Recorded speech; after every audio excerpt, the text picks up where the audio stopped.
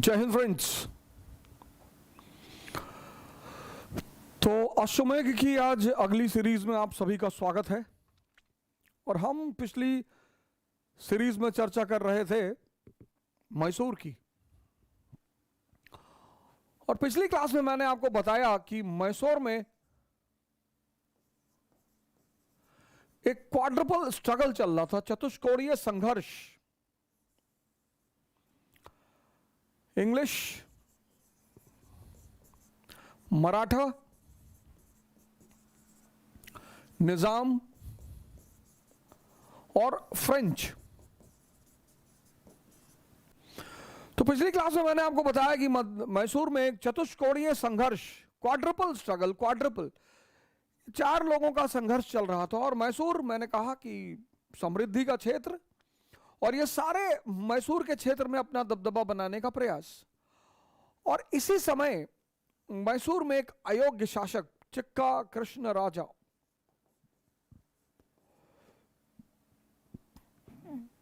और मैंने पिछली क्लास में यह भी कहा कि संकट एक योग्यवान व्यक्ति के लिए अपॉर्चुनिटी होती है, अवसर। और यही अवसर का फायदा उठाकर एक नए वंश की स्थापना की हैदर अली ने। पिछली बार क्लास में हम यहां तक आकर रुके। अब हैदर अली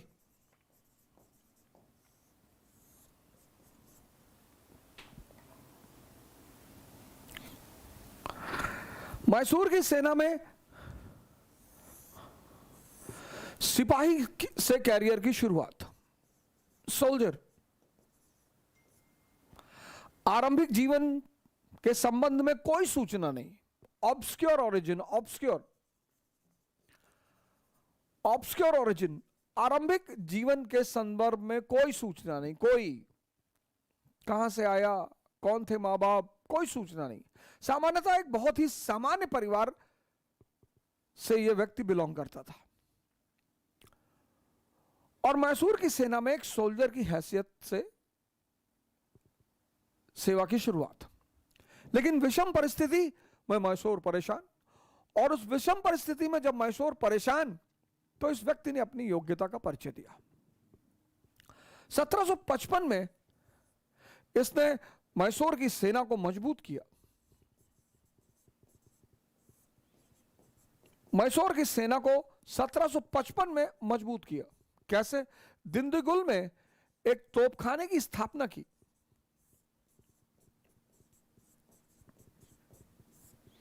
दिंदीगुल में तोपखाने की स्थापना की।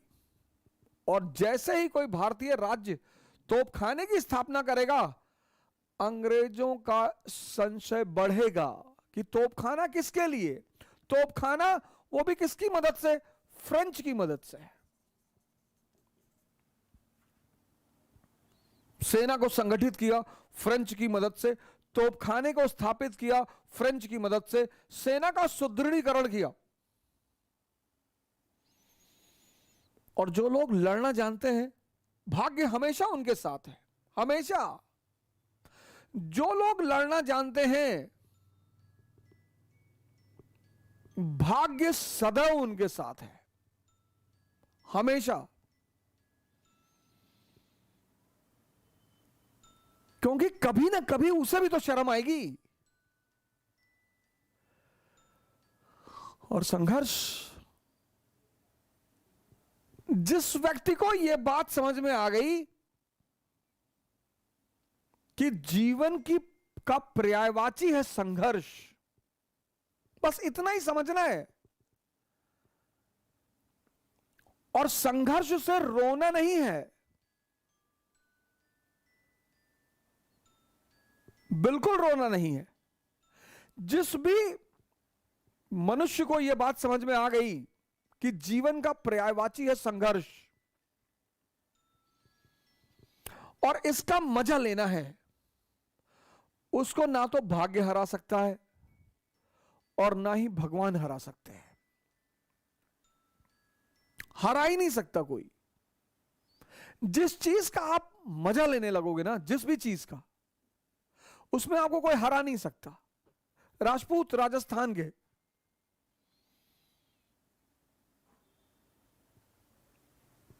मराठा महाराष्ट्र के, अफगानी अफगानिस्तान के। युद्ध इनका गेम है। जिस चीज में बस आपको यह चीज समझनी है कि जीवन का पर्यायवाची है संघर्ष, और संघर्ष का मजा लेना है। लाइफ जीवन का पर्यायवाची है संघर्ष, और इसका मजा लेना है।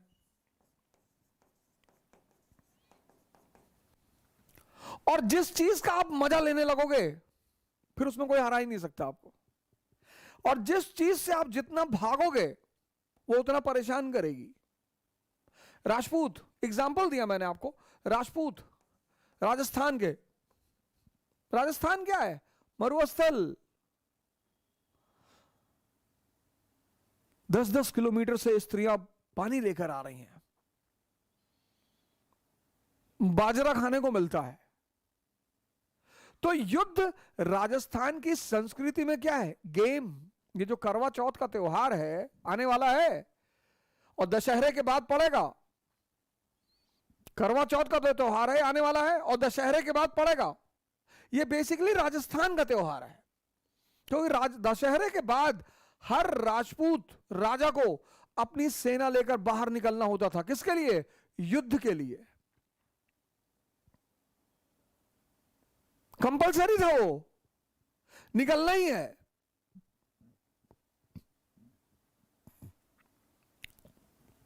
तो वहां की स्त्रियां अपने पुरुषों की लंबी उम्र के लिए करवा चौथ का व्रत रखती थी।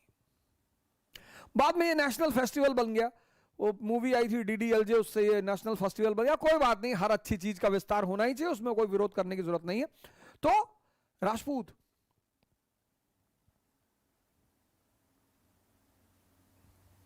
इल्तुतमिश की तो हिम्मत ही नहीं पड़ी। रजिया अंदर गई, थोड़ा सा रणथंभौर के राजा को हराया, वो उसकी उपलब्धि रही। बलबन गया ही नहीं। अलाउद्दीन खिलजी को बहुत मेहनत करनी पड़ी, धोखेबाजी का सहारा लेना पड़ा। शेरशाह सूरी को कहना पड़ा कि मुट्ठी भर बाजरे के लिए मैंने हिंदुस्तान का ताज दांव पे रख दिया। और अकबर को भी राजपूतों का सामना करना पड़ा, क्योंकि दिल्ली से गुजरात जाना ही जाना है, और दिल्ली और गुजरात के बीच में राजस्थान है, और राजस्थान के राजपूतों के लिए युद्ध खेल है। तो अकबर ने पूछा बीरबल से कि भैया क्या चाहिए इन लोगों को? बोले सरकार 2 चीज चाहिए, एक तो सम्मान चाहिए। बोले दे दो, बोरे में भर के दे दो, बोरे में सम्मान भरो, दे दो। और टाइटल देना शुरू हुआ। बोले सरकार एक तो सम्मान चाहिए। बोले दूसरा क्या चाहिए? बोले दूसरा युद्ध करना चाहिए। अरे बोले बहुत अच्छा यार, मानसी को बनाओ गवर्नर काबुल का। ये आज अमेरिकी फौजें भाग गई हैं काबुल से। यहां के राजपूतों ने बहुत पंगा लिया सर, क्योंकि अफगानियों का भी खेल है युद्ध करना, और राजपूतों का भी खेल है युद्ध करना। संघर्ष को तुम खेल बना लो, यही ऑप्शन है, और कोई ऑप्शन ही नहीं है। मोटिवेशन क्लास ले लें, सरकारी नौकरी पा जाए तो संघर्ष खत्म हो जाएगा? कभी नहीं होगा सर। वो पर्यायवाची है। जब राम के जीवन से नहीं खत्म हुआ, कृष्ण के जीवन से नहीं खत्म हुआ, मोहम्मद के जीवन से नहीं खत्म हुआ, जीसस के जीवन से नहीं खत्म हुआ, तो हमारे जीवन से खत्म हो जाएगा? कभी नहीं होगा। मराठा युद्ध में मजा आता है इनको, औरंगजेब को यह बात समझ में नहीं आई। अफगानी युद्ध में इनको मजा आता है। तुम बस संघर्ष को अपना मजा बना लो, और जिसने भी संघर्ष को अपना मजा बना लिया, जीवन उसके लिए मस्ती भरा हो गया। जिसने भी संघर्ष को, तो मैंने कहा कि जिसको भी संघर्ष में मजा लेना आ गया, भाग्य उसको सपोर्ट करेगा और भगवान भी उसका सपोर्ट करेगा। और वही हुआ हैदर के साथ। 1761 हैदर के लिए सबसे बड़ी चुनौती कौन? मराठा।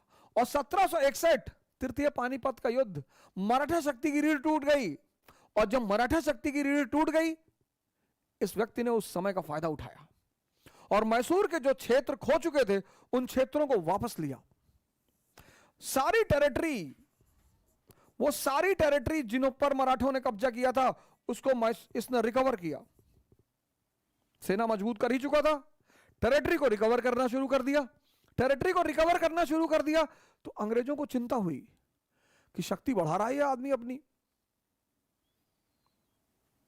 तो एक तो ऑब्सक्योर ओरिजिन, बहुत ही सामान्य ऑब्सक्योर ओरिजिन, आरंभ का पता नहीं, और सामान्य शुरुआत, फिर सेना का सुदृढ़ीकरण, फिर रिकवरी ऑफ द टेरिटरी, और फिर सेक्युलर नेचर। मैसूर में चामुंडेश्वरी टेंपल का पुनरुद्धार कराया।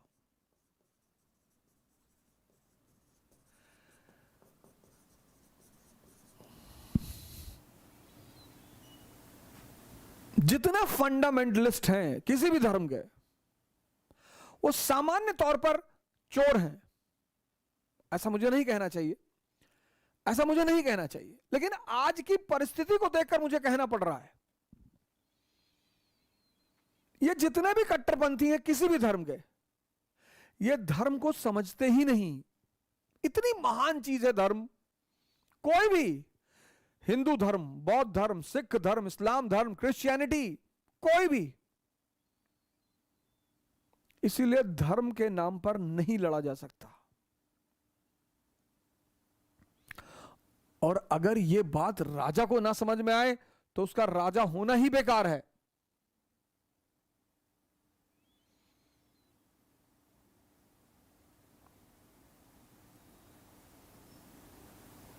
और अब अंग्रेजों की नजर पड़ी कि नहीं नहीं भैया, ये तो मामूली आदमी नहीं है, ये तो भविष्य में खतरा पैदा कर सकता है। और प्रिकॉशन एक बड़ा प्यारा शब्द है, बहुत प्यारा। किसी भी समस्या को विराट होने ही ना दें। प्रिकॉशन एक बहुत ही प्यारा शब्द है, बहुत, जिससे ज्यादातर लोग प्रिकॉशन लेते हैं शब्द से ही। प्रिकॉशन एक बहुत अच्छा शब्द है, वो हमेशा आपको सशक्त रखेगा, बहुत अच्छा।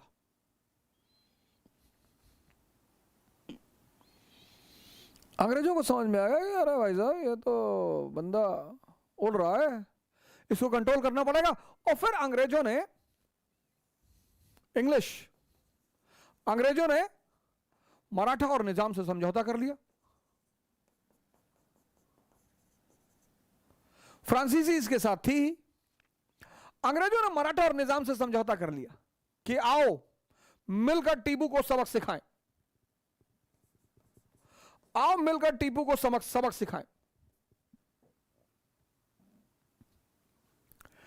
लेकिन बंदा समझदार तो था ही। जो भी जमीन से आसमान तक पहुंच रहा है, एक चीज उसके पास जरूर होगी, समझदारी। ज्ञान हो या ना हो, शिक्षा हो, ज्ञान, माफी चाहता हूं, ज्ञान नहीं, शिक्षा हो या ना हो, एक चीज जरूर होगी, समझदारी। जो भी जमीन से आसमान तक पहुंच रहा है उसके पास एक चीज जरूर होगी, कंपलसरी होगी ही होगी, समझदारी। और जब अंग्रेजों ने मराठा और निजाम से समझौता किया, इसने मराठा और निजाम को पैगाम भेजा कि कितना परसेंट दे रही है अगली पार्टी। बोले 15% दे रही है, बोले 25 हमसे ले ले। और मराठा और निजाम इसकी तरफ आ गए। एक और बड़ी उपलब्धि, हैदर ने मराठा और निजाम को अपनी तरफ मिला लिया।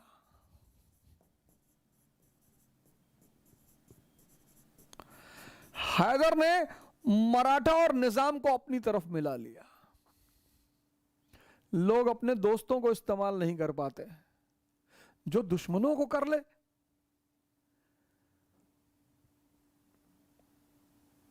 लोग अपने दोस्तों को इस्तेमाल नहीं कर पाते, दोस्तों को, जो दुश्मनों को कर ले, जिसके लिए दुश्मन दुआ करने लगे।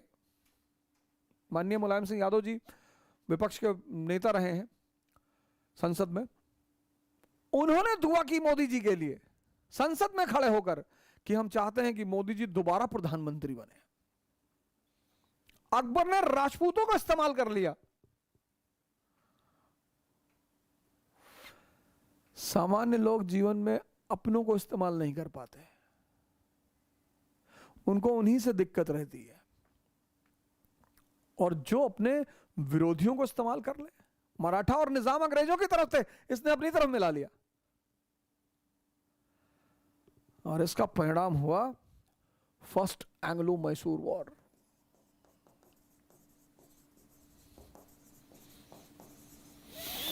First Anglo Mysore war 1967-69, first Anglo Mysore war.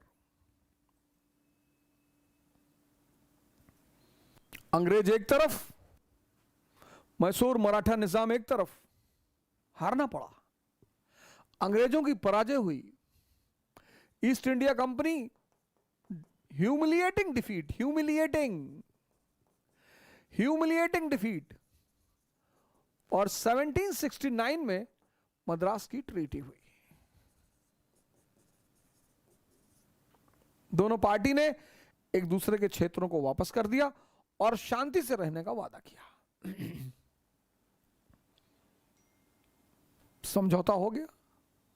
Time लिया अंग्रेजों ने, टाइम कि थोड़ा मौका हमें और दो यार, हम अभी तैयार हो नहीं पाए थे।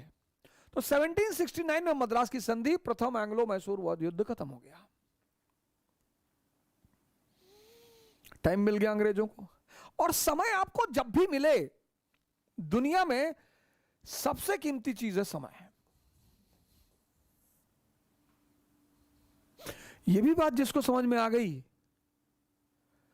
कुछ चीजें हैं अगर वो समझ में आ गई, जैसे संघर्ष जीवन का पर्यायवाची है, समझ में आ गया तो फिर आपको कोई नहीं रोक सकता राइज करने से। समय की कीमत समझ में आ गई। इसलिए तो मैं कहता हूं बार बार आपसे कि 3 जगह जाया करो, एक लाइब्रेरी, एक जिम और एक मंदिर, टेंपल। वो तुम्हारा अपना मंदिर हो। जब मैं मंदिर कहता हूं तो तुम मस्जिद जाते हो, मस्जिद जाओ, गुरुद्वारा जाते हो, गुरुद्वारा जाओ, चर्च जाते हो, चर्च जाओ। ये 3 जगह जाया करो। प्रोफेशनली कभी 6 महीने, 7 महीने, 8 महीने, 10 महीने पर, जैसे साल में एक बार दिवाली का त्योहार आता है, साल में एक बार होली का त्योहार आता है, ऐसे साल में 2 बार कभी त्योहार मनाना हो तो बाहर भी चले जाओ, पर त्योहार मनाने के लिए जाओ, उसके बाद मत जाओ। दुनिया में कोई चीज बुरी नहीं है अगर तुम ताकतवर हो तो। दुनिया में हर चीज बुरी है अगर तुम अंदर से कमजोर हो। स्त्री बुरी नहीं है बशर्ते तुम्हारा ताकतवर होना चाहिए। शराब बुरी नहीं है बशर्ते तुम ताकतवर होने चाहिए।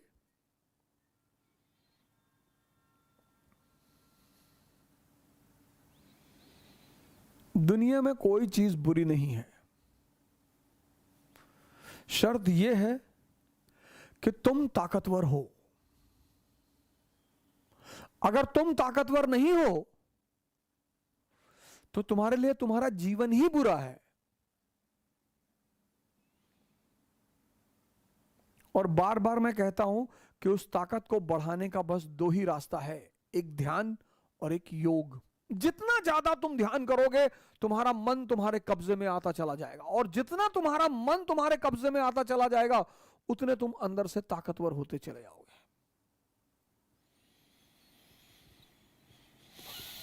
समय, और जिसको समय का सदुपयोग करना आ गया, आप लाइब्रेरी में बैठ रहे हैं, इंफॉर्मेशन बढ़ रही है। आप जिम में जा रहे हैं, शरीर की ताकत बढ़ रही है। आप मंदिर में जा रहे हैं, आपका ध्यान बढ़ रहा है। यहां कुछ ना कुछ बढ़ रहा है जो आपको फायदा करेगा। लेकिन आप चाय की दुकान पे 4 घंटे बैठे, टी स्टॉल पे,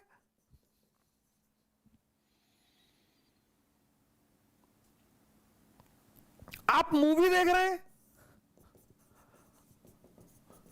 3 घंटे,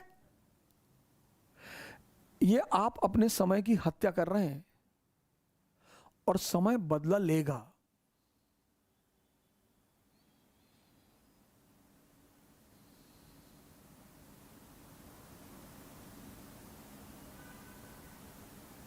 1769 मद्रास की संधि, मद्रास की संधि हो गई, अंग्रेजों को समय मिल गया। अंग्रेजों ने क्या किया, उन्होंने जब भी समय लिया भारतीय राजाओं से, इंग्लिश, उन्होंने अपने आप को मजबूत किया।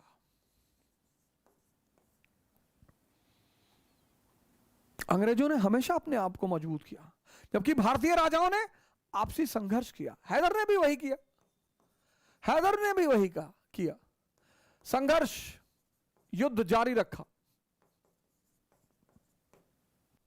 मराठा और निजाम से लड़ता रहा। तो इसकी शक्ति कम होती रही, इनकी शक्ति बढ़ती रही।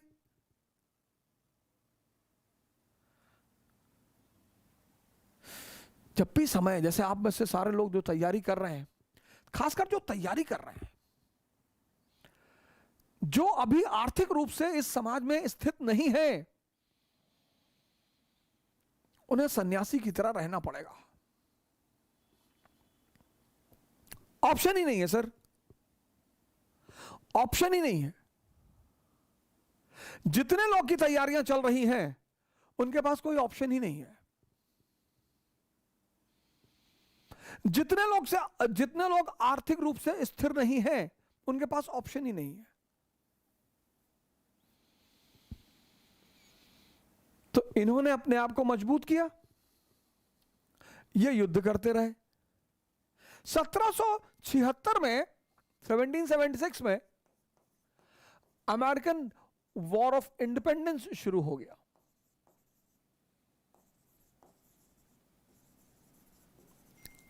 अमेरिकन वॉर ऑफ इंडिपेंडेंस शुरू हो गया 1776 में। अमेरिकी स्वतंत्रता युद्ध की शुरुआत हो गई 1776 में। 1780 में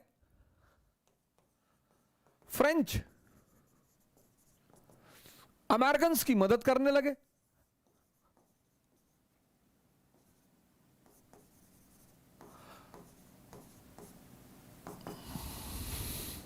और जब 1780 में फ्रेंच अमेरिकन की मदद करने लगे, और फ्रेंच हैदर के दोस्त, तो अंग्रेजों को लगा कि कहीं ऐसा ना हो कि अमेरिकी स्वतंत्रता युद्ध चल ही रहा है, दूसरी तरफ फ्रांसीसी हैदर को भी भड़का दे।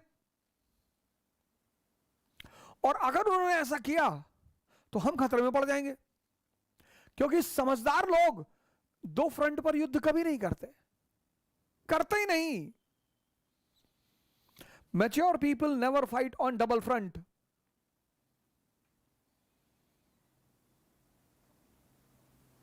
दूसरा फ्रंट खोलते ही नहीं। तुम जितने फ्रंट खोलोगे ना, उतनी ऊर्जा तुम्हारी डिवाइड होती जाएगी। औरंगजेब को देखो, एक साथ चारों तरफ विद्रोह चल रहा, चारों तरफ। Mature people never fight on double front. फिर अंग्रेजों ने प्रिकॉशन लिया, और 1780 में माहे का बंदरगाह, माहे बड़ा फेमस बंदरगाह, 1780 में माहे के बंदरगाह पे कब्जा करने की कोशिश की, और माहे का बंदरगाह हैदर के अधीन। अब जब अंग्रेजों ने माहे के बंदरगाह पे कब्जा करने की कोशिश की, तो यह मद्रास की संधि का उल्लंघन, वायलेशन, मद्रास ट्रीटी का वायलेशन, और यहीं से शुरू हुआ सेकेंड एंग्लो मैसूर वॉर।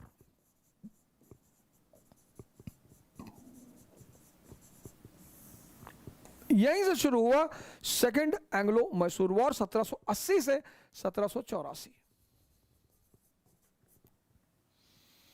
ये चैप्टर आप बीएल ग्रोवर से पढ़ेंगे। हैदर की भी हार हुई, अंग्रेजों की भी हार हुई, लेकिन इस युद्ध में दो घटनाएं बड़ी प्रसिद्ध हैं। पहली 1782 में हैदर की मृत्यु हो गई, हैदर अली डाइड।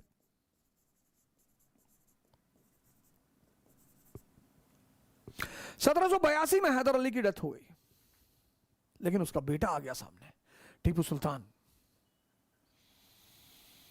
जमकर मुकाबला किया उसने, और 1784 में अंग्रेजों को फिर से संधि करनी पड़ी।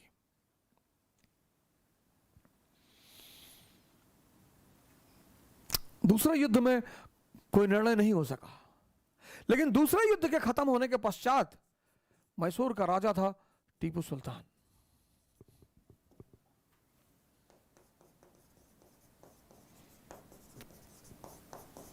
हिस्ट्री एक ऐसा सब्जेक्ट है सर, हिस्ट्री सब्जेक्ट पढ़ाना बड़ा खतरनाक है सर, बहुत बड़ी गाली पड़ती है सर,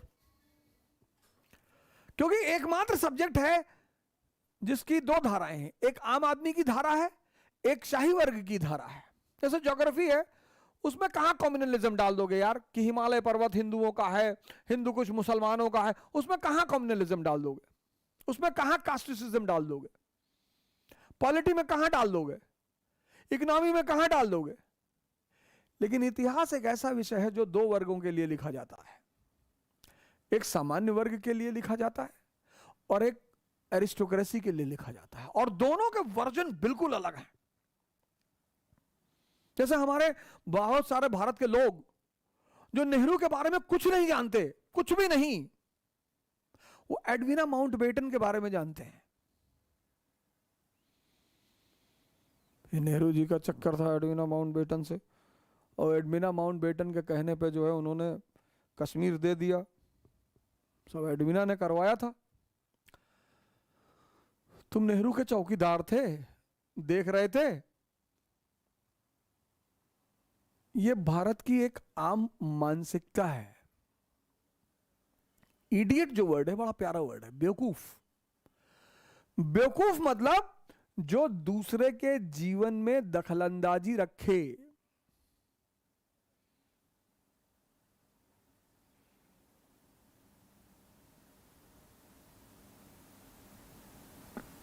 आप कैसे पता करोगे बेवकूफ है? उसकी बातों से। नॉन अलाइंड मूवमेंट बताओ, नहीं बताओ। फर्स्ट प्लान बताओ, 5 ईयर प्लान, नहीं पता। नेहरू की ट्राइबल पॉलिसी बताओ, नहीं पता। लेकिन यह पता है एडविना माउंटबेटन से रिलेशन है। उपलब्धि है भैया। जिस कौम ने पूरा भारत पर कब्जा किया, उस आदमी ने उस कौम की वाइसरॉय की पत्नी फंसा ली। मूर्ख जो होते हैं, मूर्ख, वो दूसरे के जीवन पर बड़ा नजर रखते हैं। और हम सब मनुष्य हैं और हम सब की अपनी कहानियां हैं।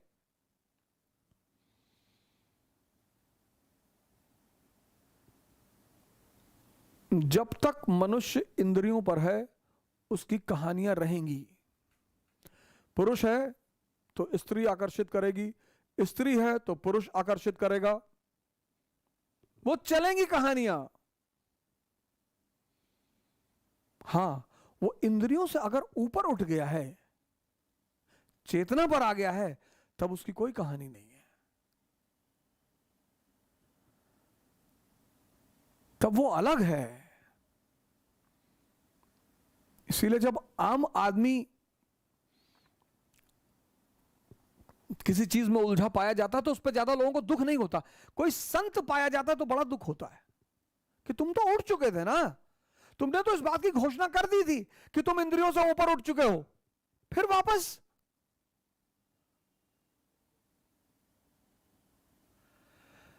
तो टीपू एक बड़ा विवादित कैरेक्टर है इतिहास में, आम आदमी के लिए। आम शाही वर्ग, उसको तो सीख लेनी है ना, उसको तो शिक्षा लेनी है, उसको मैसेज लेना है, बस खत्म। और इस आदमी ने इतने जबरदस्त जबरदस्त काम किए, बहुत जबरदस्त काम किए। पहला, आर्थिक सुधार, इकोनॉमिक रिफॉर्म्स। किसी भी राज्य को मजबूत करना है और परिवार को मजबूत करना है तो सबसे पहले अर्थव्यवस्था को सुधारना पड़ेगा। Economy is the mother of empire. किसी परिवार या किसी राज्य की स्थिति को मजबूत करना है तो पहला हाथ रखना पड़ेगा अर्थव्यवस्था पर।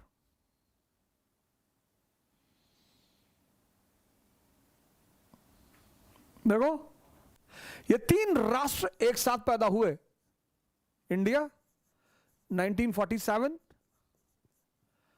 पाकिस्तान 1947, चाइना 1949।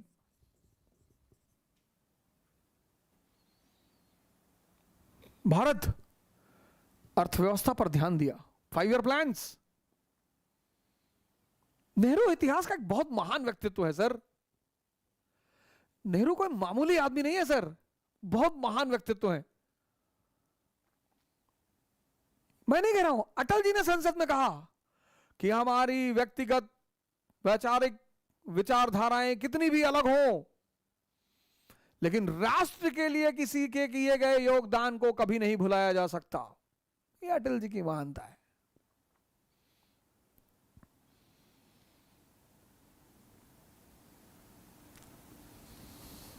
ये जो तुम आज भारत देख रहे हो ना, ये नेहरू और शास्त्री का बनाया हुआ भारत है। ये माओ जेडोंग और डेंग जियाओपिंग का बनाया हुआ चाइना है। इनको तो बेचारों को ना तो नेहरू मिला, ना शास्त्री मिला, ना माओ मिला, ना डेंग जियाओपिंग मिला। ये तो बेचारे आज तक, अलग घर बना लेना कोई बड़ी बात नहीं थी, वो भी इस्लाम के नाम पर।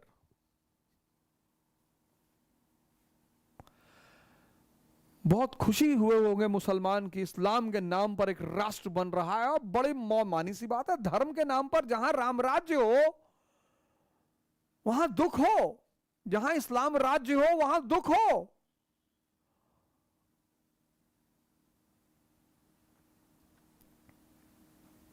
आजकल अफगानिस्तान के लोग बड़े आनंद में होंगे,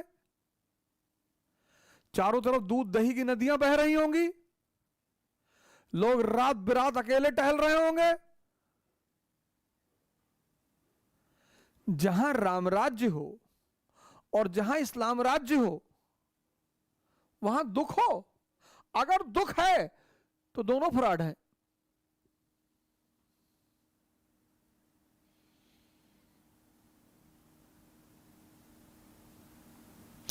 परिवार की स्थिति अगर मजबूत करनी है और राज्य की स्थिति अगर मजबूत करनी है तो पहला ध्यान किस पर देना होगा? अर्थव्यवस्था पर।